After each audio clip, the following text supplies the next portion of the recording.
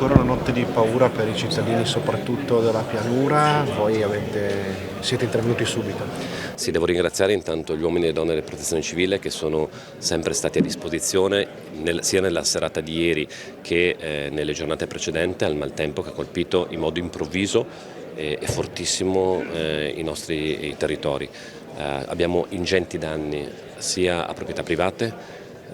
Penso a tutta la parte dell'agricoltura che è stata fortemente colpita, ad esempio mi hanno avvisato adesso che è stata sgomberata e spostati gli ospiti della casa di riposo di Mortegliano, quindi sicuramente una situazione molto difficile a cui cercheremo di dare una risposta immediata, non a caso adesso fra pochi minuti firmeremo la dichiarazione dello stato d'emergenza e dopodiché stiamo predisponendo un emendamento, essendo oltretutto in legge di assestamento, per stanziare le prime consistenti risorse per i ristori e ipotizziamo un emendamento che vada sui 50 milioni di euro, una cifra molto importante.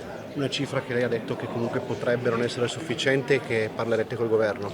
Sì, io ho già sentito sia il ministro Musumeci, il ministro Salvini, il ministro Lollobrigida per segnalargli questa situazione estremamente difficile che purtroppo oltretutto ha colpito anche altre aree del Paese. E ovviamente c'è la vicinanza del governo e penso metteranno anche in campo lo stesso governo delle misure per andare a fronteggiare questi danni enormi che sono stati creati nei nostri territori. Penso che fortunatamente siamo una regione con le spalle larghe economicamente, penso sia l'unica regione in Italia che è in grado in pochi giorni di reperire 50 milioni di euro e andare incontro alla propria popolazione. La parte agricola sicuramente è una parte che rischia di avere veramente dei danni ingentissimi.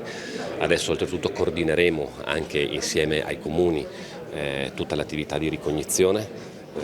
Vediamo cosa succederà anche nelle prossime ore, nei prossimi giorni, perché esiste ancora maltempo, mi auguro non con l'intensità che abbiamo visto nelle ultime ore, però dobbiamo sempre tenere monitorata la situazione e agire con prudenza ma con anche velocità per quanto riguarda appunto le risorse e le risposte che si possono dare ai cittadini. Questi eventi estremi sempre più frequenti significa che forse i territori devono stanziare già all'inizio dei soldi per le calamità naturali in anticipo ancora di più. Sì, beh, noi adesso abbiamo stanziato anche in questa legge di assestamento altre decine di milioni di euro per il rischio idrogeologico. Sono lavori che ovviamente proseguono.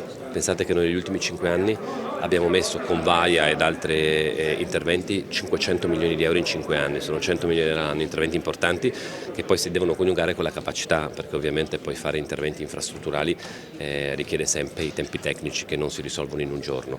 Detto questo, eventi come questo con grandinate improvvise che ho visto delle foto veramente impressionanti che sembrano palazzi colpiti da proiettili, non da grandine. È chiaro che su questo purtroppo dobbiamo confrontarci e sapere che ci sono interventi che possono mitigare il rischio ma che non possono annullarlo purtroppo.